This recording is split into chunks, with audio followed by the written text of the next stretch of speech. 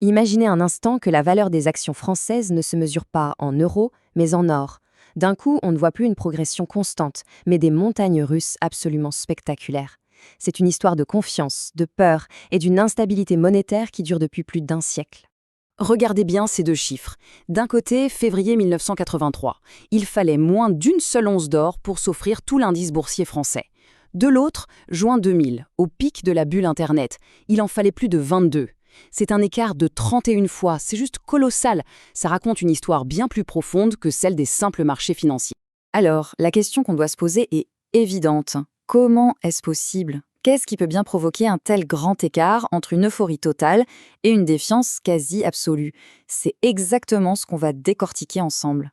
En fait, la réponse se cache dans un outil très simple, mais incroyablement puissant. C'est le fameux ratio CAC 40 sur or, qui agit comme un véritable baromètre, un sismographe de la confiance dans tout le système économique et monétaire français. Alors, c'est quoi ce ratio exactement? C'est très simple en réalité, on prend la valeur du CAC 40 et on la divise par le prix d'une once d'or. D'un côté, on a les actions, elles représentent la confiance dans l'avenir, l'innovation, les entreprises. De l'autre, on a l'or, le refuge ultime, l'assurance anti-chaos depuis des millénaires. C'est un véritable duel entre la confiance et la peur. Et voici la règle d'or, si j'ose dire, qu'il faut absolument garder en tête. Quand le ratio est élevé, ça veut dire que les actions surperforment l'or. La confiance est là. Quand le ratio est bas, c'est tout l'inverse. L'or prend le dessus et c'est un signe de peur, de méfiance généralisée. C'est vraiment le point central de toute cette analyse. Maintenant, accrochez-vous, parce que c'est là que ça devient vraiment fascinant. Ce baromètre, il a enregistré les pulsations de l'économie française pendant 111 ans. On va faire un petit voyage dans le temps pour voir comment ce principe s'est vérifié à travers 4 grands cycles économiques. Voilà la grande fresque. 4 vagues successives. On voit très clairement où se situent nos deux extrêmes.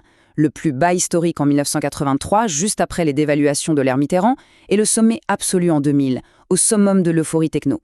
Chaque cycle raconte la même histoire, une chute vertigineuse et une renaissance de la confiance. Et ce qui est encore plus fou, c'est qu'on remarque un schéma qui se répète presque à l'identique. Ça commence souvent avec une stabilisation monétaire forte qui ramène la confiance et fait grimper le ratio. Puis, une crise éclate, souvent politique, et elle mène à une dévaluation. La peur revient, tout le monde se rue sur l'or, et le ratio s'effondre. C'est le cycle à la française, observé encore et encore. Mais attention, il y a autre chose. Une dimension peut-être encore plus inquiétante. Ces cycles ne font pas que se répéter. Leurs oscillations, elles s'amplifient avec le temps. L'analyse graphique sur plus d'un siècle révèle ce que la source appelle un cône d'instabilité. Regardez-moi ces chiffres, c'est saisissant. L'amplitude du premier cycle entre les deux guerres était de 2,8. Pour le cycle suivant, celui des 30 Glorieuses jusqu'à 83, on passe déjà à 8,9. Et pour le cycle moderne, celui dans lequel on est toujours, l'amplitude a littéralement explosé pour atteindre 31. Chaque vague est plus violente que la précédente. La conclusion, elle est donc inévitable. Le système, loin de se stabiliser, devient de plus en plus instable. Les moments de panique sont de plus en plus intenses et les bulles d'euphorie de plus en plus extrêmes. Cette amplification semble être une caractéristique structurelle de notre histoire économique.